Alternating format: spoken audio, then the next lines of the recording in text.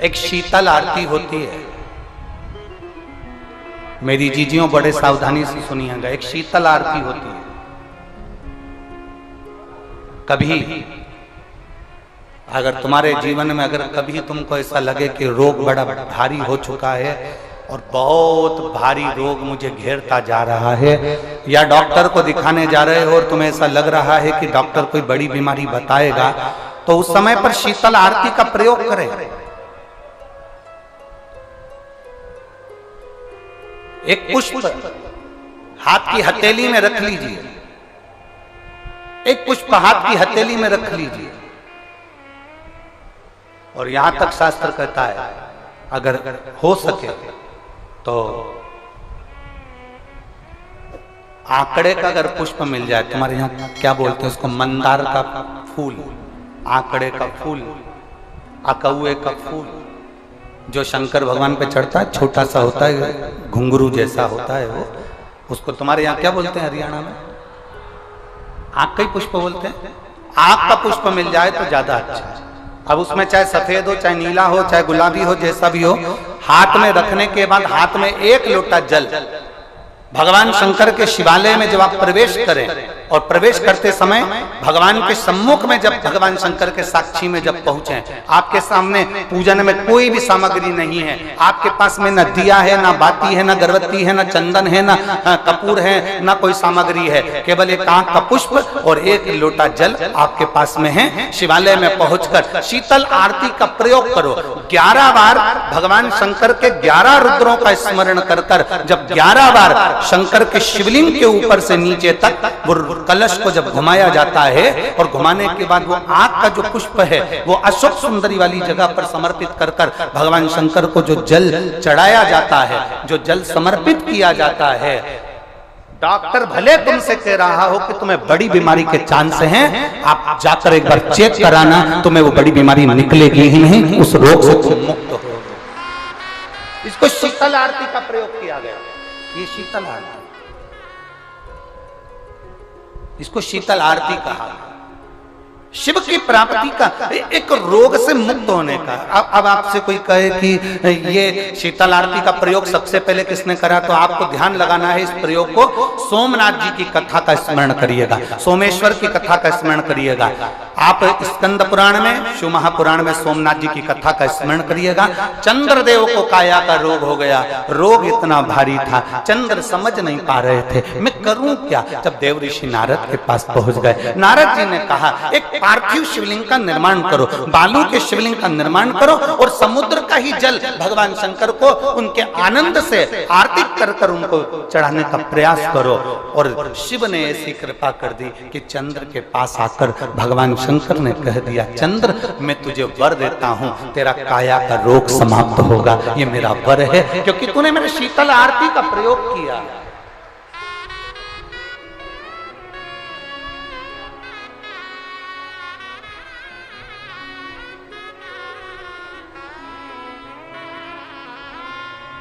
मेरी जीजियों,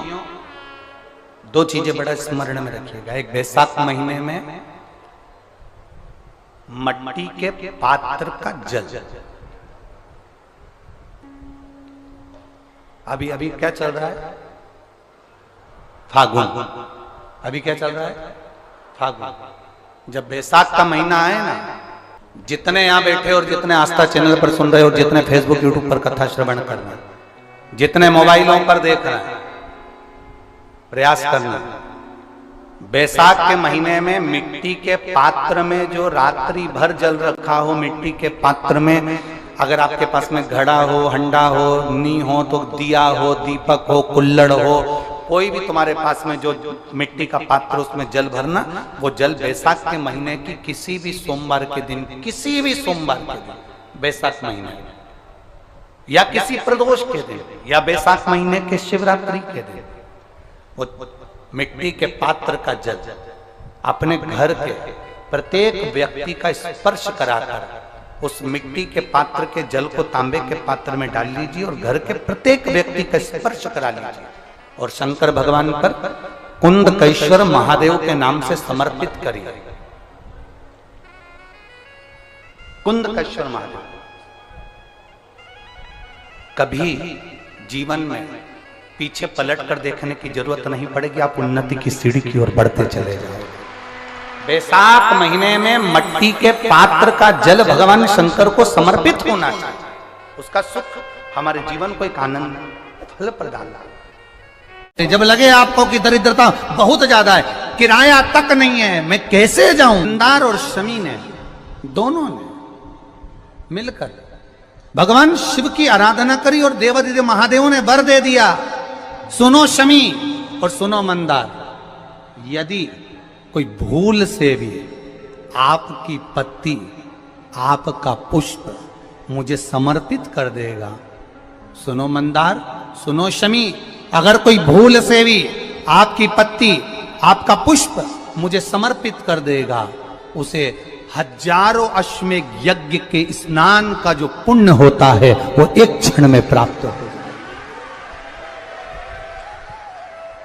हजारों अश्वमेध यज्ञ का पुण्य, हजारों अश्वमेध यज्ञ का पुण्य एक क्षण में प्राप्त हो। ये मंदार, ये शमी, हजारों अश्वमेध यज्ञ का पुण्य एक साथ। शमी की पत्ती देखिए आप लोगों ने, जम के तो बोले जरा, देखिए मंदार पुष्प भी देखा हुआ है। अब शमी की जो पत्ती होती है, उस शमी की पत्ती को भगवान देवादिदेव महादेव पर चढ़ाने का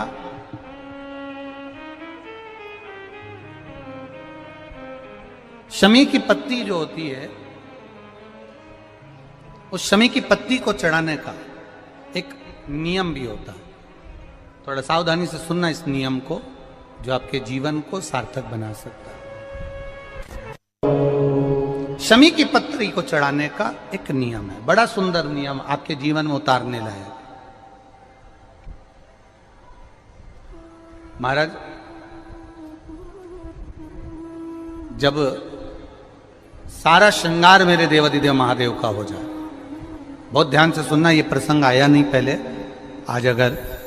कुबेरेश्वर बाबा की पावन धरा पर यह प्रसंग निकला है तो उसको ध्यान से सुनिए, भाव से सुनिए। पत्ती, शमी की जो पत्ती होती है, उस शमी की पत्ती को कब, कैसे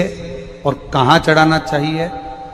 और शमी की पत्ती का फल क्या होता है, वो भी अपन समझ लें उसको। शमी की पत्ती, संपूर्ण स्नान भगवान का हो जाए, संपूर्ण स्नान। आप समझे उसको, जैसे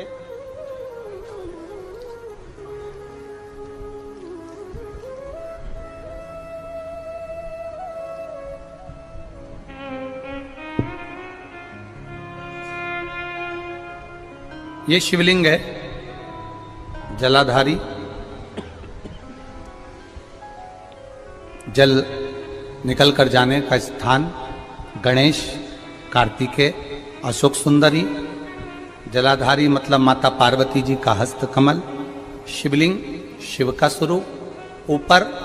जो जलाधारी लगी है उसमें से एक एक बूंद जो पानी नीचे गिर रहा है, जो पानी नीचे गिर रहा है, शिव जी की बेटियां जया, विषहरा, शामली बारी, दौतली, देव, शिव जी की पुत्री बेटियां। अब जब देवादिदेव महादेव को शमी का पत्ता चढ़ाया जाता है,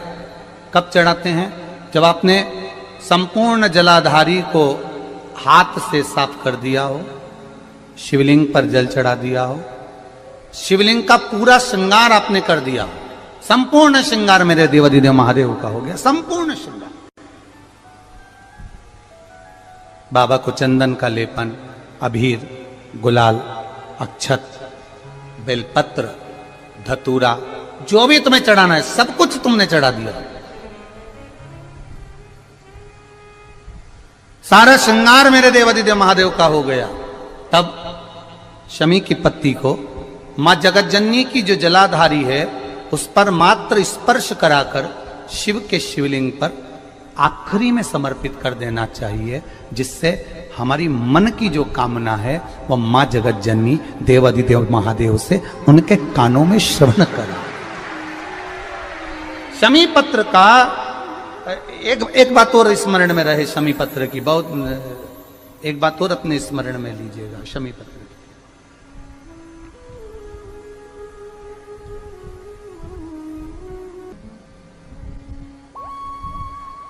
जैसे शिवलिंग, जलाधारी और स्थान,